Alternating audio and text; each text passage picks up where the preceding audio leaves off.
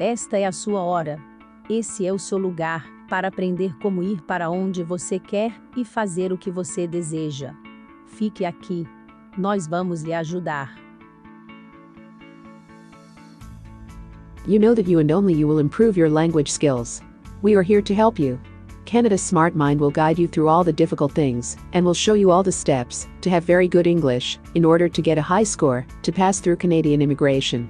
So, let's begin now. There are 4 aspects to increasing your fluency: grammar, vocabulary, speaking, and listening. Of course, you will feel different impacts from them depending on the type of person you are. Visit our website to have a more specific approach. You know that later is better than never, so act now and start doing a difference in your life. Imagine your speaking skills opening the track for you to pursue your dreams and build a better lifestyle. To achieve this, we will help you. You are going to have grammar and pronunciation. Now, let's see some grammar. Grammar vocabulary. There are many things that you can learn to use the grammar in English. We will see some of them. Active voice. In the active voice, the subject of the verb does the action, e.g., they killed the president. Adjective, a word like big, red, easy, French, etc. An adjective describes a noun or pronoun. Adverb, a word like slowly, quietly, well, often, etc. An adverb modifies a verb. Article, the indefinite articles are undone. The definite article is the auxiliary verb, a verb that is used with a main verb. Be, do, and have are auxiliary verbs. Can, may, must, etc. are modal auxiliary verbs. Clause, a group of words containing a subject and its verb. For example, it was late when he arrived. Before you see what else we have to show you, hit the like button and subscribe yourself. By doing this, more people will be helped, and you will see more videos on this. Now, let's keep moving. Conjunction, a word used to connect words, phrases, and clauses. For example, and, but, if. Infinitive, the basic form of a verb, as in to work or work. Interjection, an exclamation inserted into an utterance without grammatical connection. For example, oh, ah, ouch, well. Modal verb, an auxiliary verb like can, may, must, etc. that modifies the main verb and expresses possibility, probability, etc. It is also called modal auxiliary verb.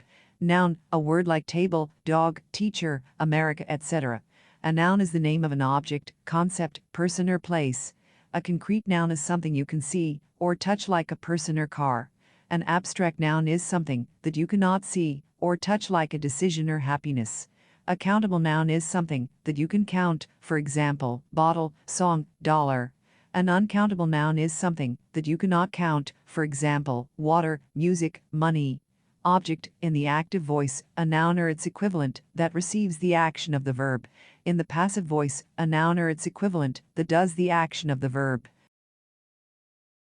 Before you see what else we have to show you, hit the like button and subscribe yourself. By doing this, more people will be helped, and you will see more videos on this. Now, let's keep moving.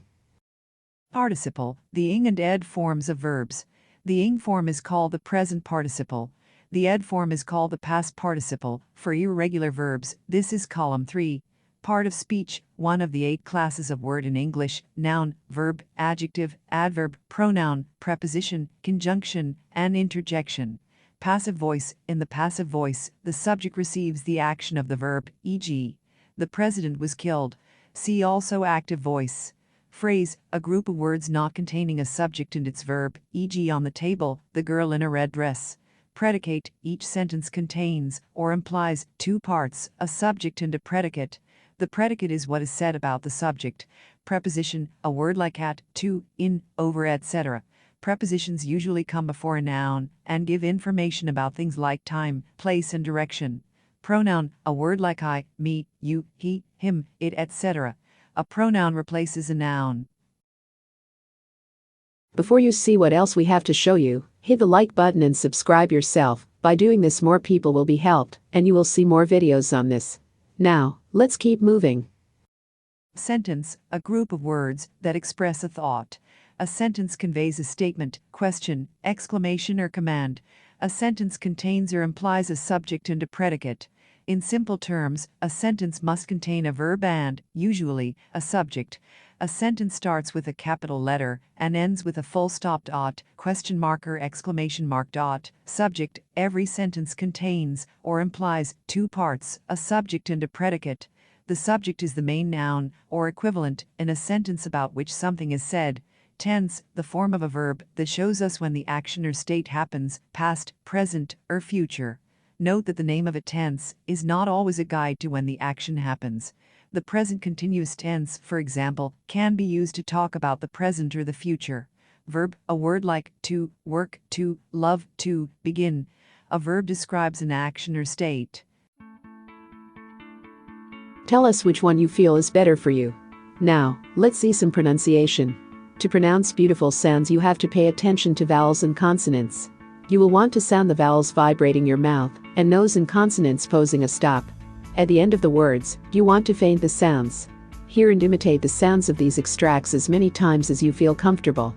Now that you have all of these, go to practice and create your own conversation. Go in the description to find our link, and go deeper into your study to achieve your dreams. Thank you very much for watching this video, and be sure to be in touch with us. Keep up there, and write your story. I'll see you at the next one. Take care. Bye for now.